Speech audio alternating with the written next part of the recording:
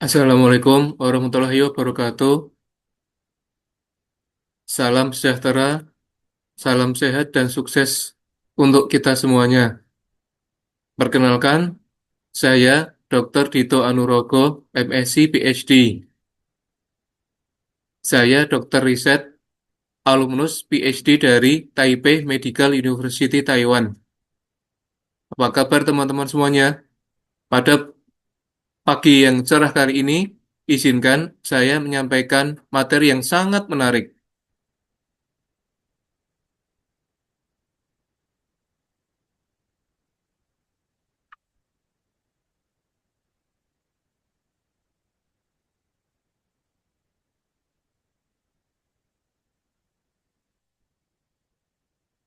Nah, kita akan berbicara bagaimana seni memahami stem cell ya. Setidaknya ini ada 4 penemuan besar yang bisa mengubah dunia kedokteran. Ada suatu momentum saat itu ilmu kedokteran sudah berhenti untuk sekadar mengobati ya, dan mulai bermimpi untuk memperbaiki. Seperti fajar setelah malam-malam panjang berlalu. Regeneratif medicine ini muncul dari rangkaian penemuan yang mengubah cara kita memandang sel, jaringan, dan proses pemulihannya. Timeline ini adalah peta perjalanan revolusi itu. Slide ini menggambarkan Fajar Regenerative Medicine, suatu perjalanan ilmiah yang membuat kita bukan hanya mengobati gejala, melainkan mulai memikirkan memperbaiki jaringan yang rusak. Anggap saja tubuh kita ini seperti kota yang besar. Sel punca atau stem cell seolah merupakan pabrik dan bengkel yang bisa membuat suku cadang, sel-sel baru, dan memperbaiki proses kerusakan.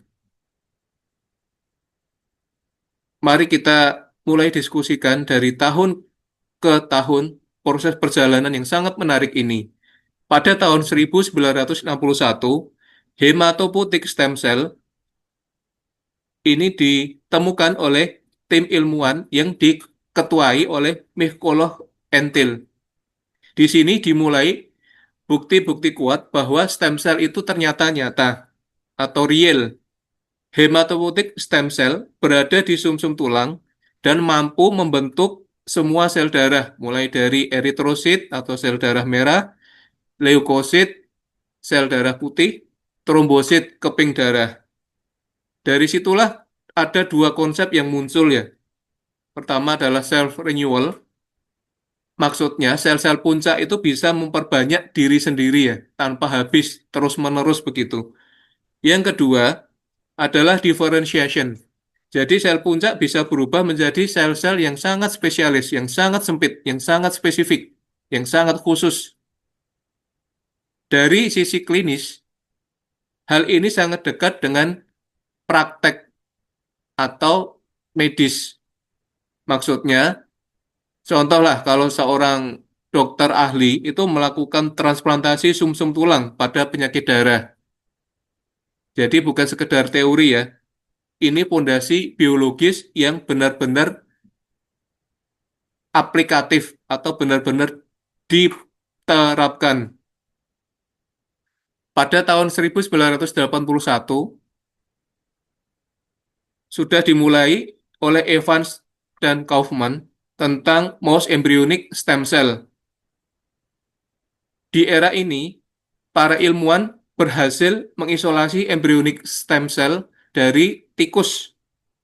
Sel ini pluripoten, maksudnya bisa menjadi hampir semua jenis sel-sel tubuh. Ini seperti menemukan bahan baku yang bersifat universal di dalam pembuatan jaringan. Nah, di dalam tahapan ini, dunia riset itu sudah mulai bisa memahami bagaimana sel-sel itu akhirnya bisa dibimbing menjadi sel-sel jantung, sel saraf, sel otot, dan faktor-faktor lainnya yang menentukan arah diferensiasi. Saat itu, tikus itu dipakai sebagai model ya, karena memungkinkan eksperimen yang terkontrol dan mempercepat pengetahuan dasar atau basic science. Kemudian di tahun 1998, Thomson dan timnya berhasil menemukan suatu human embryonic stem cell. Ini merupakan titik penting berikutnya dari timeline ini. Mengapa? Karena bisa mengubah permainan. Kenapa bisa mengubah permainan? Nah, kita bisa meneliti proses diferensiasi dan penyakit pada sistem yang lebih relevan terhadap manusia. Namun, di sini juga muncul pertanyaan yang mendasar tentang etika, karena sumber sel itu berasal dari embrio. Jadi, kemajuannya sangat pesat. Namun, ada konsekuensi diskusi moral dan juga masalah regulasi.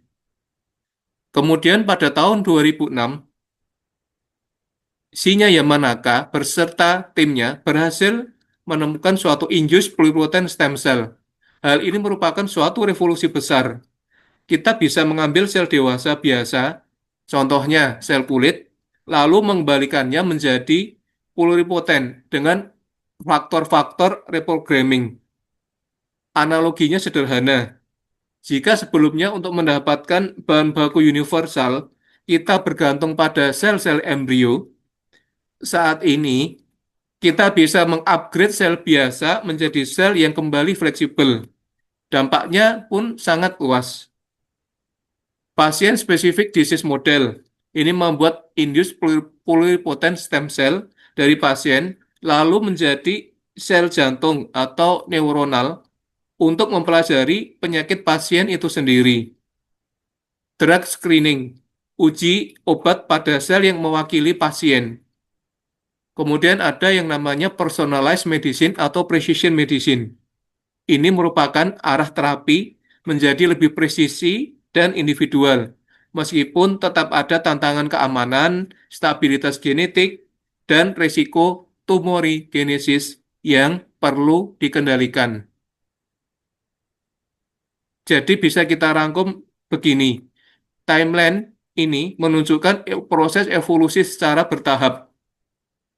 Tahun 1961, bukti bahwa stem cell dan aplikasi klinis awal sudah mulai menarik perhatian para ilmuwan. Pada tahun 1981, para ilmuwan sudah berhasil memahami proses pluripotensi melalui model tikus. Pada tahun 1998, para ilmuwan berhasil membawa pluripotensi ke manusia. Nah, relevansinya meningkat. Ada juga bioetik atau etika menjadi isu utama pada saat itu ya.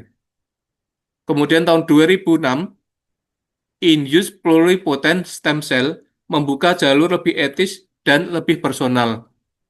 Inilah yang dimaksud the dawn of cellular regeneration. Awal dari era ketika biologi sel berkembang menjadi platform terapi regeneratif. Demikian yang bisa saya sampaikan.